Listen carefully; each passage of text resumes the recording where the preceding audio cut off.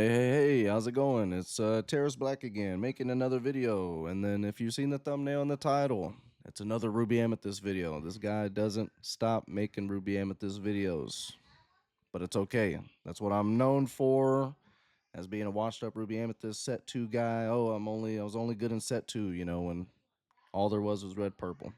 That's okay. I'll be back. I will come back once I got money now, so we're good. I can actually afford to go do things. So we're back on the train. I'll be back, I promise. Anyways, yeah. So I had made a tweet talking about how I had a potential new list that I was testing around with, and eventually was thinking about making a new video. Here we are, new video. Uh, and then literally same day, I started, crying about red purple, how I feel like it's a solid B tier for set 6. And maybe even this list will still be around the B tier, but I do think it has a little bit more oomph to it, I guess you could say, compared to the traditional red purple that I messed around with. Because let's be honest, red purple, like I said in the last video, hasn't really had any significant changes since set 2. I mean, literally. I mean, we've had like Flynn and Sisu. Like we've had little nuggets that got put here and there, but in terms of like the deck actually seeing a significant push forward, that was set 2. And then from there, we just kind of got things here and there, which I touched on in the last video. But yeah, I just kind of started feeling meh about red purple, like in my testing, at least trying like the more traditional route. Um, and yeah, I was contemplating going back and messing around with red blue instead. But then I said, you know what? Let me take my hyper competitiveness and bring it down just a little bit, and let's think a little bit fun, but in a way that might actually work. And I saw, people like Lorcana Goons and others try out the burn list, and I don't remember if I even mentioned the burn list in uh, in my last video. I probably did, but I don't remember.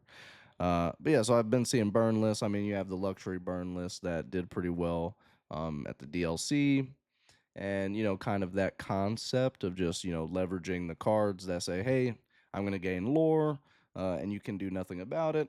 And we're playing in a red purple shell, so we have a way to, if you get ahead, blow up the board and then continue doing that uninteractive lore gain. And I think there is something there, and I started play testing it a lot.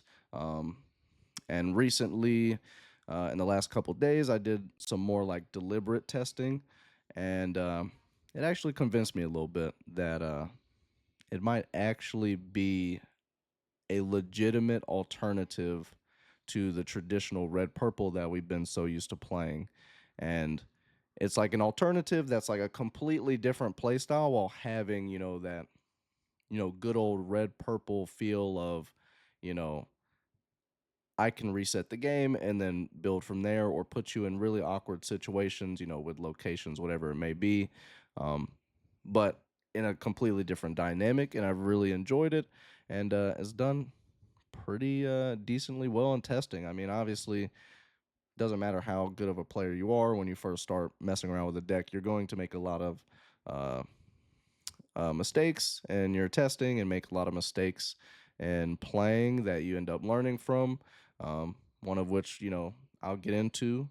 And this won't be like a full and, in-depth seminar on how to play this list, but more so just a quick overview of the list, general ideas, maybe potential tweaks that we could do. And this is just more so like getting more lists out there for people to see, so that they can have more choices on what to play, and more opportunities for us as a community to experiment with these lists, and maybe find what the right one is. So let's hop over to it. And what you're going to notice is a couple key differences in my version compared to maybe a lot of the other versions that you've seen. One main key difference is that I'm running 12 1-drops. So the reason why I'm running 12 1-drops in this list is because If you're looking for items, guess what? It doesn't exist. We don't have Amethyst Chromacon in here. And I've seen that a lot in pretty much every other burn list. And I understand why it's there because you just want to keep drawing into, you know, things like the White Rose, Goofy, Goat, um, your thieveries and your knowledges. Um, but I've found that in situations where you really have to start mid range playing the game, Amethyst Chromacon actually ends up being at times a detriment to you because compared to when I was messing around with like the idea of Amethyst Steel Mill, which I might jump back to mess around with for this set and possibly make a video on. um, there was situations where once they realize, okay, this is your game plan for this deck, you're trying to mill me out. Anytime you would tap the Chromacon, they're not drawing, but you would draw. So now that card infinitely becomes better because now I have all these extra bits of card draw that I'm not paying for, and my opponent isn't taking advantage of that. Where in this type of list, you don't have that ability. You're going to draw off the Chromacon, and your opponent is going to draw every single time because you're not going to be able to punish them for any of that additional draw they're also taking.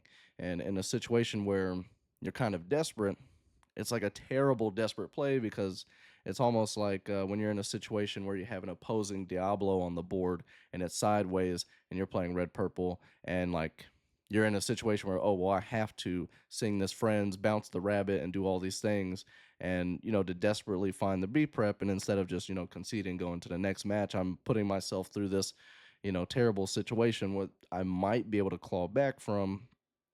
But while I'm doing this and trying to desperately find what I need, I just gave my opponent a billion cards.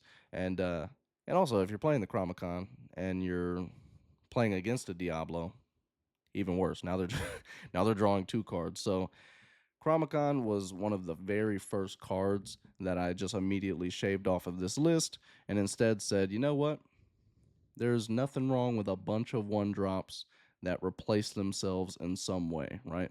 Broom does broom things, Chernobogs, like these Chernobogs and the broom are already staples in the traditional red purple list.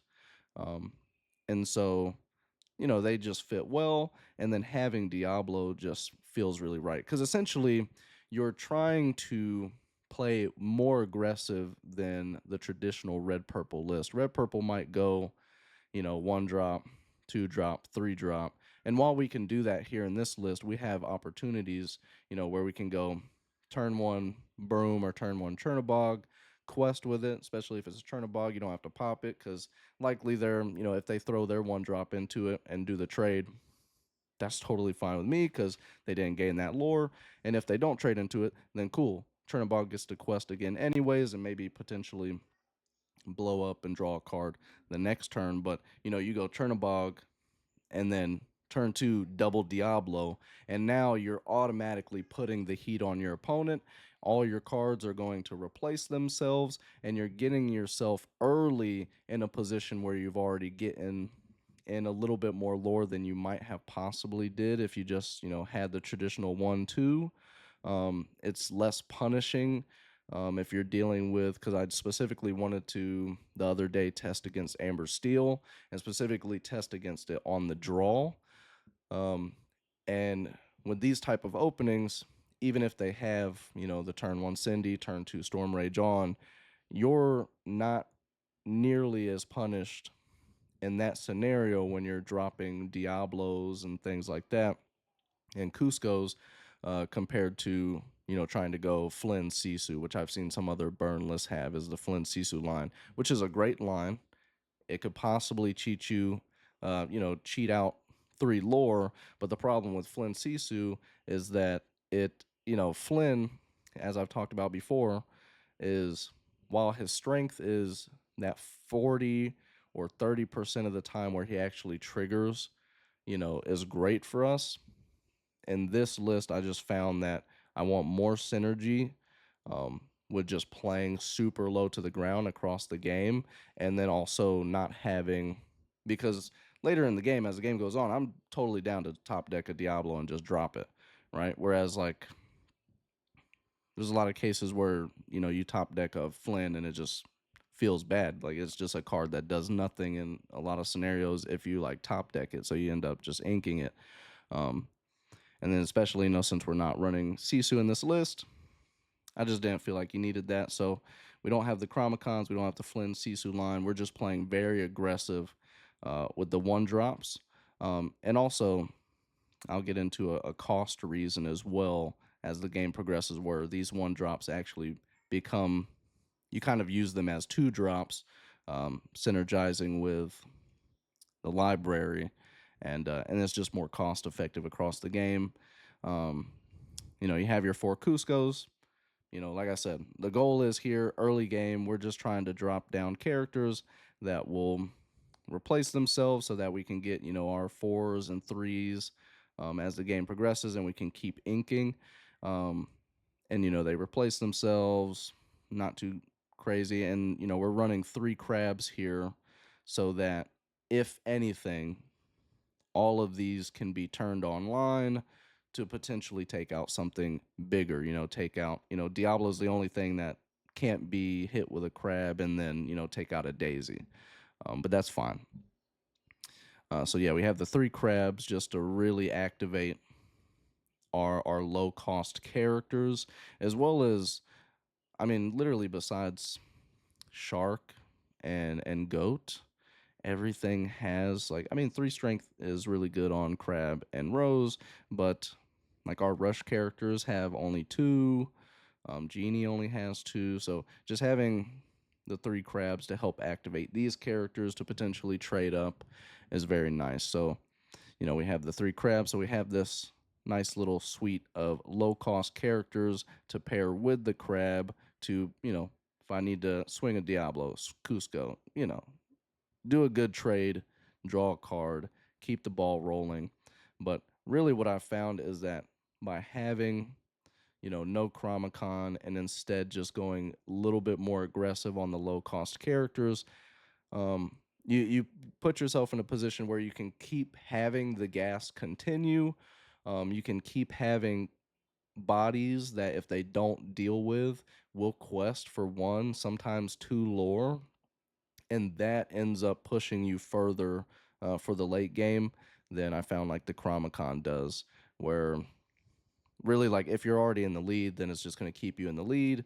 Um, and then every once in a while, it might cheat you out a win, and you feel ecstatic, and you're like, oh, the Chromicons are amazing because I drew this one card on this one game out of 6 games. That got me the last two I needed. But then, if you just do this and you just play the low cost characters and you play them right, you don't have to worry about, oh man, I just needed that last two lore, because they're going to get them in and they're going to be very annoying for your opponent. So we also have, originally I was playing 3 of these Peter Pans, but right now I just went down to 2 for the time being, because I wanted to get in a 4th B prep, because originally I was just playing 3.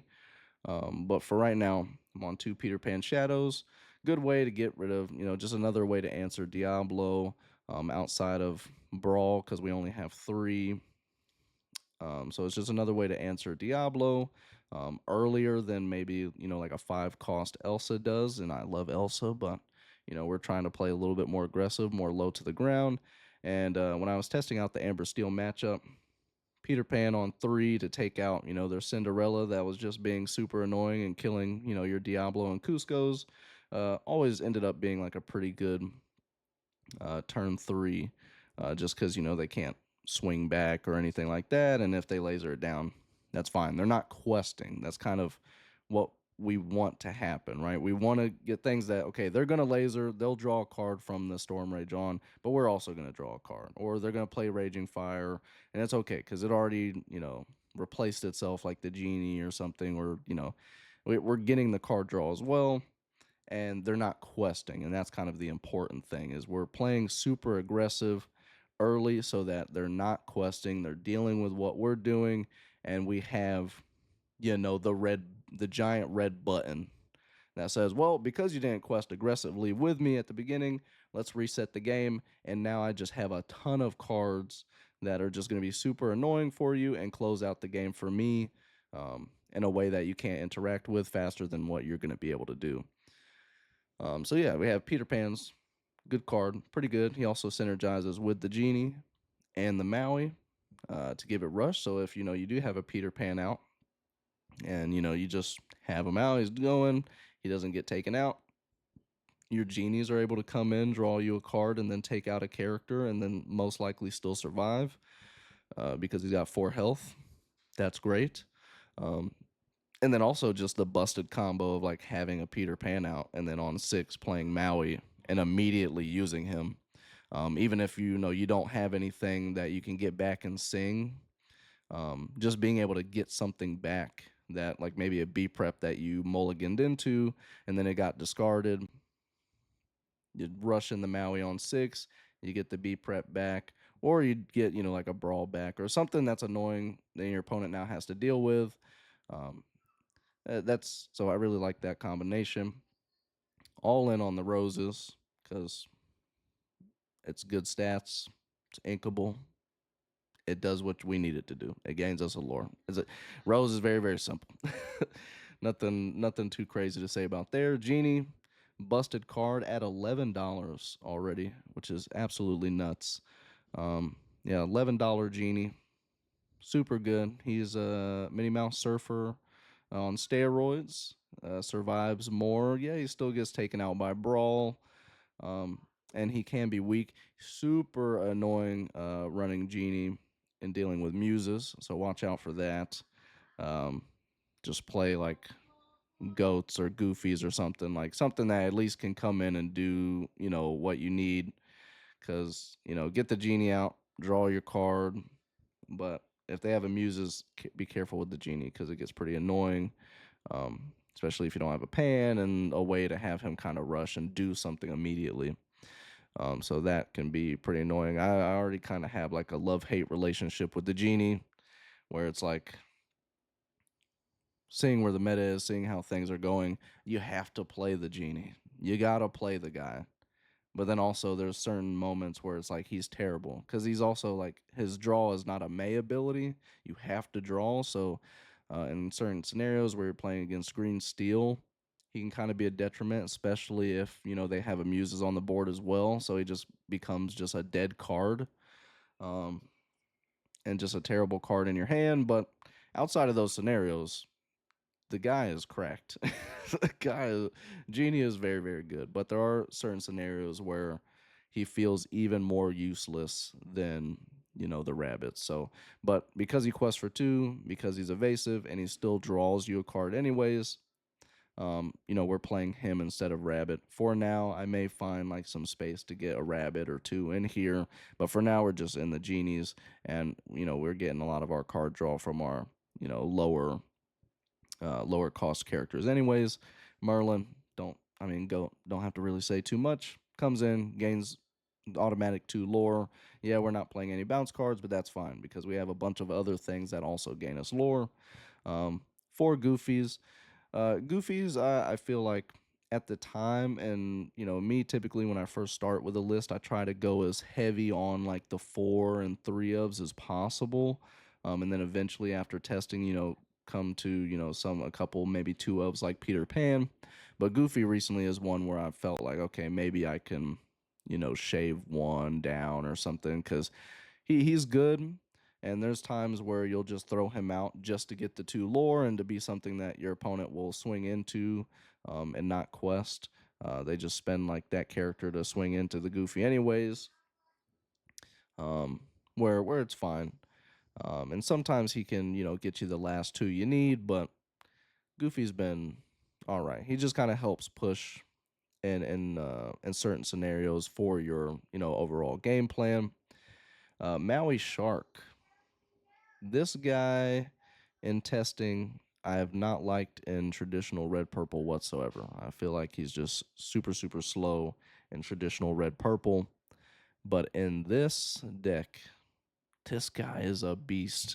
there's so many fun things. I don't know why I minimize it because I want to keep him up here. But there's so many fun things I've been able to do or oppressive situations I've been able to put my opponent in with this card, it's insane. So obviously the meta is going to introduce more Zeus's into decks. It's going to introduce, more cards that can get rid of Maui. We have Tremaines in the traditional list, becoming more of just a staple and not like a tech. Everybody's just kind of back on Tremaines. Um, and we have ways to get around Tremaine pretty easily with this list. But, you know, so in a traditional red purple list, I just feel very iffy on them. Where in this one, there are multitude of different situations where you can play him, and essentially, if you play him and he survives, you can just flat out win the game and secure the game for yourself on turn 7. Um, and as an example, I'll give you, I was play testing, had a match against Red Blue, which is already, in my opinion, an extremely easy matchup for this deck. But on Red Blue, I played against Red Blue. I played Maui on 6, and my opponent, I had already inked a dragon. I had multiple characters on board. Red Blue doesn't play Tremaine, so essentially it was like they have to be prep or that's it, unless they're just so happen to run like some spicy like Hades or Let It Go or something. So it was essentially like be prepared or bust, and I was only at 10 lore at the time. They didn't get rid of the Maui, and I proceeded to play 2 knowledge and wisdoms and 1 thievery after I quested with Maui because they were smart, didn't put anything sideways. So I quested with Maui, got 1. Played 2 knowledges and wisdoms. That gained me 6 because even though this gains you 2, whenever you play it, Maui gains you a lore because it's an action. So boom, that's 7. I played a thievery, so I held the you can't help but hold the knowledge and wisdoms in your hand because they're uninkable. But I held on to a thievery because I had the shark, and on turn 7, I just played 2 of the wisdoms, 1 of the thieveries, and quested. Went to 19, and I had a rose in hand, and it was like over no matter what. And you can actually kind of set up that situation against multiple decks, and it kind of ends up being something where you just try to go very, very aggressive early on. If you're playing against red purple and you don't want to get hit by a Tremaine, then you just keep up one of your other lower cost characters that you've played. You just make sure you just don't quest with them. You just keep them up. Play Maui on 6. Your opponent, literally, unless they're going first and they ink to 7, they have to be prep. And if they do, you can just punish them by, dropping a cat, dropping a library and then putting a character on it or something, or a genie, Cusco, whatever, and just keep the ball rolling. But if you're going first and you play Maui-Shark on 6, you keep a character, not vulnerable. Then literally their Tremaine answer to him is dead, can't do anything, and Medusa can't do anything. And then now you literally just shotgun out a bunch of lore and you put them in a position where they just lose. So Maui Shark in this list specifically is really good, very strong, and there's certain decks. Like I play tested against Mufasa, I play tested against Amber Steel, and Amber Steel has ways to get rid of it, but they have to get rid of it.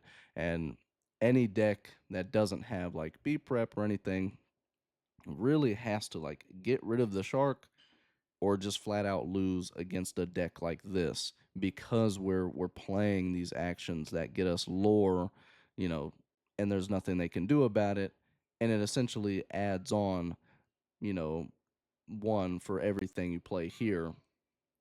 So he can really just propel you from either middle of the game to the win or middle of the game to practically a win. So he's really good.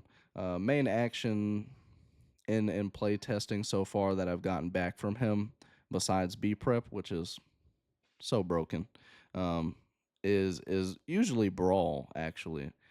So I typically haven't really gotten, unless it just wins me the game, any of like the lore cards back from him majority of the times.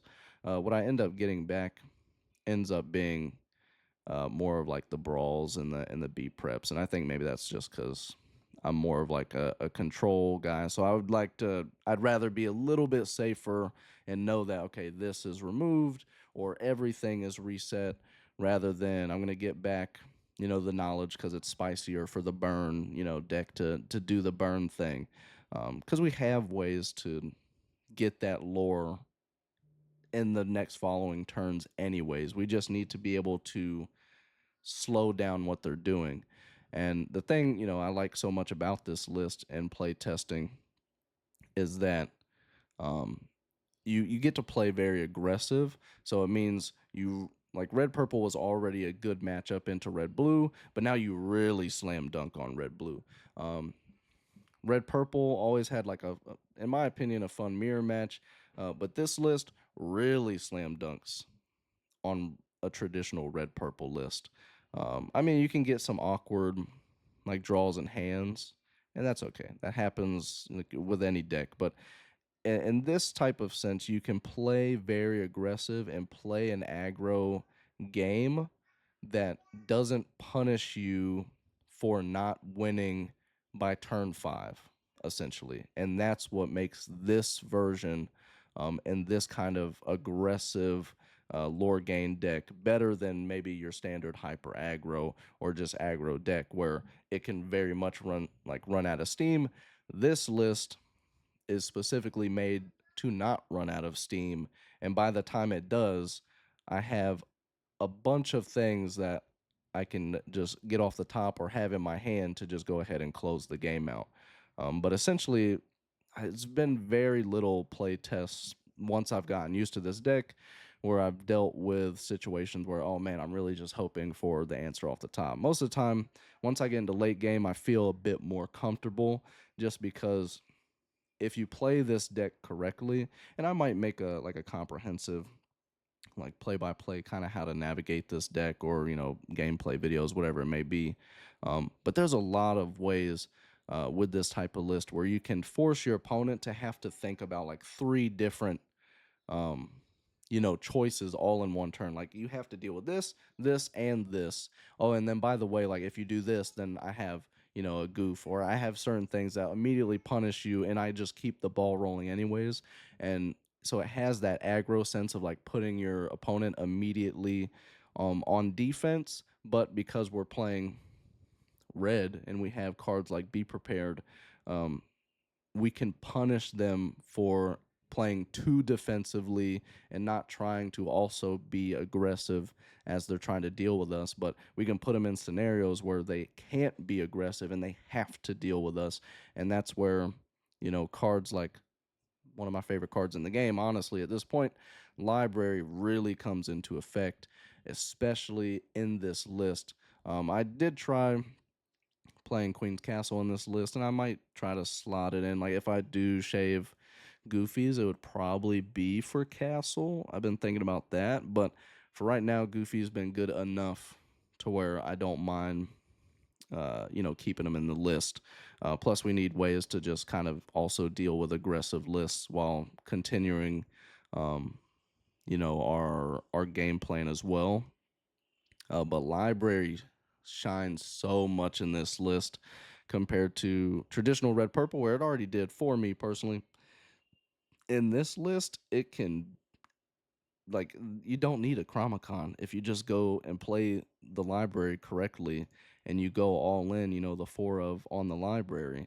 Um, because every single thing, since we're playing so low, you just have a library out. You just play all these one drops, attach all the one drops to the library. The one drops are going to draw you a card even without the library. But now that the library is there, you can just quest and just be super aggressive and put them in scenarios where it's like, okay, are you going to get rid of this bulky library now, or are you going to deal with these characters? Because maybe you can't do both, and a lot of times they can't do both. So now, not only okay, my Chernobog and my Broom's going to draw me one anyways because it's attached to the library, but my Diablos, my Cuscos draw me two. I could play the Genie, attach it now. If they feel the where they're like, okay, I have to brawl that genie, but I can't brawl the genie and get rid of the library. And the library can really just start ticking them away, especially since we have B prep. So, if we can have a library and have it survive, we can play B prep, or we have a Maui out. Maui gets the B prep, plays it, and you really just leverage the library and treat it almost as like a spell book where I want this to just sit here and just tick you for one, right? And then maybe in red purple, to some people that's not fast enough. But in a deck where we just spam out lore out of nowhere, this one every single turn is huge. And I try not to ink library at all and really kind of hold on to it and just find like really annoying spots to put it down for my opponent. Or you're playing aggressive, your opponent feels the need to be prep, or a big Sisu's coming right before that, you drop a library, attach all your little small baby characters to it, and now you really put them in a bad position where, okay, well, I have to blow up the board. You draw 4 cards, it is what it is, and then you just drop another library, and now they're sitting here having to deal with 2 libraries. Meanwhile, you just play a rose, play a goat, attach them just because. And, you don't, it's whatever. You're just playing things and you really get to play aggressive. And I'm not going to lie, I like this deck. I like this deck a lot. I don't want to hype it too much, but I do like this deck. I think it is good. And after doing some very, like, a bit more specific play testing, where, like I said, where I wanted to play against Amber Steel on the draw, and just play other matches. Yes, green still can still be very annoying. It's going to be that way no matter what. I mean, they don't really have anything they can snipe outside of B prep.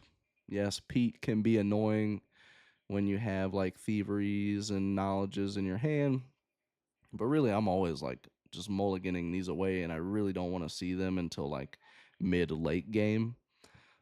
So I really just try to, throw these back and not really see them unless I know the certain matchup, and then I might like hold on to a brawl. Um, but yeah, it's red purple. It can struggle against green steel, but I think you still have the ability if you leverage cards like library right, and then Maui, where those matchups can be a little bit not as painful.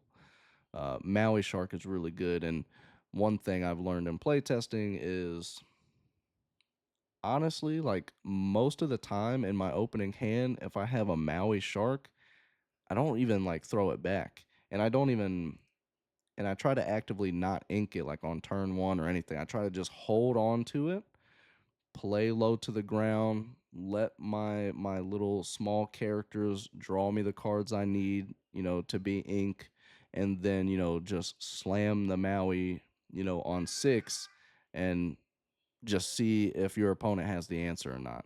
And then you can go from there and like focus on really closing the game out or controlling their board off the Maui and having them not quest so that you have more time to, get your white roses out or your genies and let these characters kind of like do their job while Maui kind of just holds everything back and gives you that time you need to set up or continue what you need to do. But yeah, so this is my version of the list. I like it. It's fun. I hope you guys have fun with it as well. Play test around with it. One idea I thought about was like maybe shaving a knowledge since it's uninkable and throwing in like a one of spell book just to like be even more annoying. Um, Maybe you only need 3 B preps in this list, especially since we have sharks that could potentially bring it back. Especially if we have Peter Pan kind of synergizing, you can just rush in, grab a B prep if we need it. But for right now, I'm cool with 4. But I thought about maybe shaving one of those, and maybe you shave that for like a spell book or something rather than the wisdom. Another thing I was thinking of is like maybe like I said, shaving the goofies down and going like a castle or something. Uh, but I think just having more bodies is nice. Plus, he gets you the 2 lore like the castle would, anyways. Um, Even though castle, is great. Uh, Let's see. What are some other ideas? And like I said, maybe rabbits.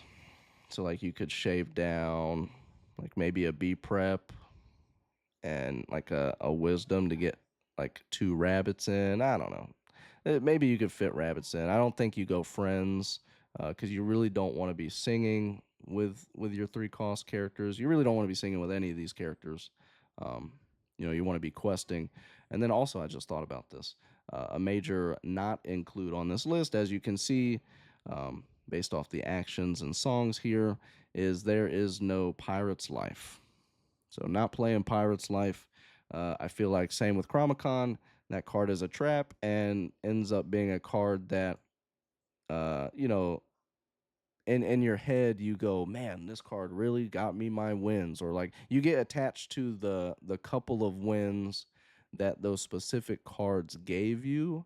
Um, but your mind kind of disregards all the games where you just inked those cards or they didn't win you the game. Um, and I think you kind of just get too attached to the wins that it can give you. And I feel like compared to like a Flynn Sisu line and the potential like just absolute like stomp on your opponent um, advantage that a Flynn Sisu line can give you is completely different compared to having a Chromacon or having a Pirate's Life and those potentially helping you win the game. Um, that is a little bit different. And like I said, I've I personally for me just playing lower to the ground, playing smaller characters, putting them on, the library draws you just as many cards as you would draw with a Chromacon, and it's way more annoying for your opponent, and it gains you lore compared to the Chromacon, right? You're questing, and if you're not, then the character gets blown up. You draw two cards, you draw one card, whatever it may be, and your opponent's hand is not getting any bigger as you're doing that. And that's kind of been the strategy that's worked a lot, worked pretty well for me. And yeah, I'm having a lot of fun with this deck. And yeah, I hope you guys play it, have fun as well. Make sure to follow me on the socials. Like, subscribe, comment on here. Maybe some your suggestions, or maybe you come back later after messing around with the list and tell me how it went. Yeah, like, subscribe, comment. The good old YouTube stuff. You can follow me on uh, Twitter or X, however you want to call it, LSP Terrace. Follow me over on there. And yeah, hope you guys have a great time with the new set. I actually really enjoy this set. It's one of the few ones where I've actually wanted to collect all the cards. I just think the art is great. I think overall the theme is great, and I think there's a lot of really fun cards in here, and the ability to expand kind of the meta game through these new cards seems pretty fun. Like the fact that I can even play a list like this and be like, you know what, this actually feels legitimate and not a meme. I think is pretty cool. So yeah, go ahead, play some Burn. I have not played a mirror match yet. I would assume that is probably not fun. So hopefully this version of the list is popular, and people like to play it, but not super popular where you're seeing this more than like traditional red purple. Hopefully, our buddies like Kendall can continue crushing it with traditional, so that people flock over to that and kind of let us Burn players sit here and be able to kind of go under and sneak through and get our wins in. So yeah, so have fun with this list if you try it out. Get your sharks, and if not, do what I did. Just turn the bad card, a pirate's life, into a shark by writing shark on it. If somebody has a problem with that, we got a problem with them. But anyways, yeah, video's long enough. Talked about this long enough. If you want any more tips on it or anything else, updates in the future on the list, I'll make the videos. Just let me know. But anyways, yeah, see you guys later. I'm out of here. Peace out. I'm gonna go eat. Cool.